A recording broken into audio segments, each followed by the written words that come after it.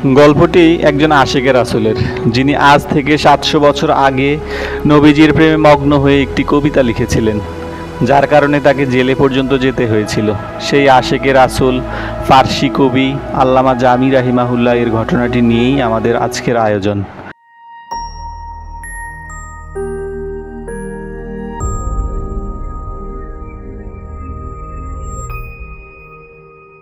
ফার্সি ভাষায় লেখা একখানা কবিতা। কবিতার বিষয়বস্তু খুবই উঁচু মানের। রাসূল সাল্লাল্লাহু আলাইহি সাল্লামের শানেই এই কবিতা রচিত। এর রচয়িতা ছিলেন একজন আশিকের রাসূল, নবী প্রেমিক। রাসূল সাল্লাল্লাহু আলাইহি সাল্লামের প্রতি অগাধ ভালোবাসা, সীমাহীন প্রেম ও হৃদয়ের ভক্তিপূর্ণ ঐকান্তিক আবেগের টানেই তিনি রচনা করেছিলেন কবিতাখানা।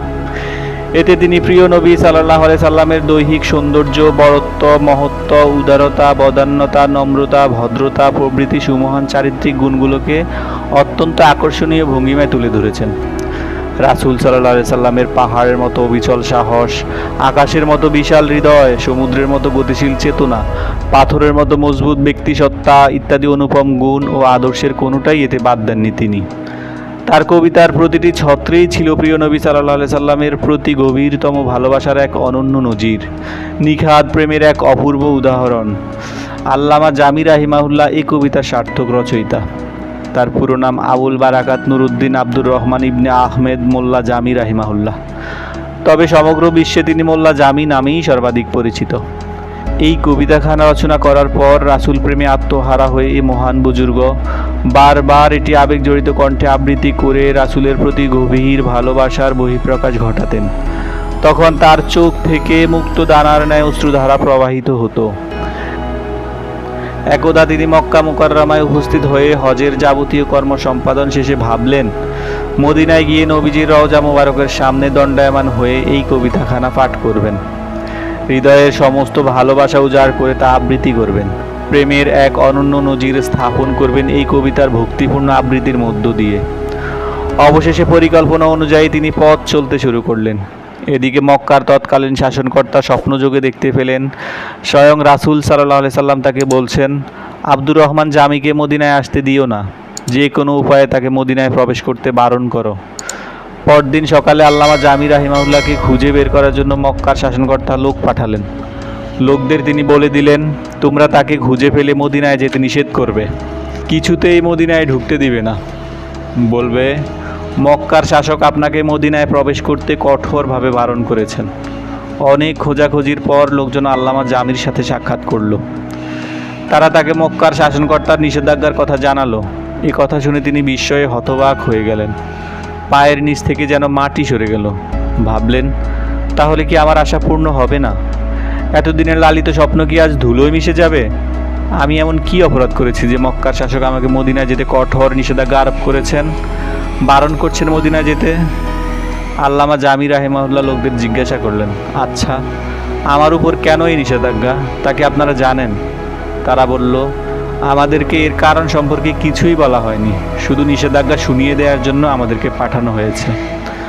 আল্লামা জামি রাহিমাহুল্লাহ বললেন, ঠিক আছে, আপনারা এখন যেতে পারেন, আমি নিষেধাজ্ঞা মেনে চলার চেষ্টা করব। লোকজন চলে গেল। রাসূল প্রেমিক এই বুজুর্গ অনেক চিন্তা ভাবনা করলেন। আলোচ্য নিষেধাজ্ঞার কারণ কি তা বের করতে যথাসাধ্য চেষ্টা চালালেন, কিন্তু কিছুই বের করতে সক্ষম হলেন না। তিনি এখন সীমাহীন অস্থিরতায় ভুগছেন। কোনো কিছুই ভালো লাগছে না তার। মনে মনে চিন্তা করলেন, এটা কত বড় দুঃখজনক কথা যে রাসূল সাল্লাল্লাহু আলাইহি সাল্লামের দেশে এসেও তার রওজা না দেখেই ফিরে চলে যাব, তার প্রতি সালাম পেশ না করেই আপন নিয়ে প্রত্যাবর্তন করব। কেন আমাকে মক্কা শাসক বারণ করলো? কি অন্যায় করেছি আমি? এসব ভাবতে ভাবতে তার পেরেশানির মাত্রা ক্রমান্বয়ে আরও বৃদ্ধি পেতে লাগলো। তিনি নিষেধাজ্ঞার কারণে শেষ পর্যন্ত ফিরে যেতে মনস্থ করলেন, কিন্তু পরক্ষণেই সেই মনোভাব পাল্টে গেল। কারণ যার হৃদয়ের সমস্ত অংশ রাসূলের প্রেম ভালোবাসায় ভরপুর, যিনি রাসূলের মহব্বতে আপন জীবন পর্যন্ত বিলিয়ে দিতে প্রস্তুত, তিনি কেমন করে রাসূলের রওজায় না গিয়ে থাকতে পারেন? কিভাবে তিনি ভক্তিপূর্ণ সালাম পেশ না করে শান্তি পাবেন? না, তা কিছুতেই হতে পারে না। শত নিষেধাজ্ঞা উপেক্ষা করে হলেও তাকে মদিনায় যেতে হবে। এতে জেল জুলুম যাই ভাগ্যে জুটুক না কেন, তা অম্লান বদনে সহ্য করতে হবে, অন্যথায় তার অশান্ত মন শান্ত হবে না। এবার তিনি কাফেলা থেকে আলাদা হয়ে অতি সঙ্গোপনে একাকী মদিনার পথে রওনা দিলেন। পাহাড় পর্বত মাঠ ঘাট অতিক্রম করে অতি কষ্টে সামনে এগিয়ে চললেন। এদিকে মক্কার শাসনকর্তা আবারও স্বপ্নে দেখলেন নবী করিম সাল্লাল্লাহু আলাইহি সাল্লাম তাকে সম্বোধন করে বলছেন, জামি কিন্তু তোমার নিষেধাজ্ঞা উপেক্ষা করে সামনে এগিয়ে চলছে, তুমি তাকে কঠোরভাবে বাধা দাও। এবার মক্কার শাসক কাল বিলম্ব না করে দুজন লোক পাঠিয়ে তাকে গ্রেপ্তার করে নিয়ে আসেন এবং কয়েদখানায় আবদ্ধ করে রাখেন। সুতরাং এখন থেকে আল্লামা জামি রাহিমাহুল্লাহের বন্দি জীবন শুরু হলো। তৃতীয়বার আমিরে মক্কা স্বপ্নযোগে দেখতে পেলেন রাসূল আকরাম সাল্লাল্লাহু আলাইহি সাল্লাম তাকে বলছেন, হে মক্কার শাসক, এ কী করলে তুমি? তুমি জামিকে জেলখানায় আবদ্ধ করেছো, অথচ সে তো এমন কোনো অপরাধ করেনি যে তুমি তাকে কয়েদখানায় বন্দি রেখে কষ্ট দিতে পারো। আমি কি তোমাকে এমনটি করতে বলেছি? আমি বলেছিলাম তাকে মদিনায় আসতে বারণ করো, আর তুমি কিনা তাকে বন্দি করলে, কয়েদখানায় আবদ্ধ করে মানবেতর জীবনযাপন করতে বাধ্য করলে। মনোযোগ সহকারে কান পেতে শোনো, আল্লামা জামি আমার আশেক, তার হৃদয় আমার প্রেম ভালোবাসায় কানায় কানায় পরিপূর্ণ। আমাকে ছাড়া সে কিছুই বোঝে না। আমি ব্যতীত তার জীবন যেন অর্থহীন, অসম্পূর্ণ। শয়নে স্বপ্নে সে কেবল আমাকেই নিয়েই মগ্ন থাকে, আমিই যেন তার সব কিছু। শোনো, আমার প্রেমে আত্মহারা হয়ে সে একটি কবিতা রচনা করেছে।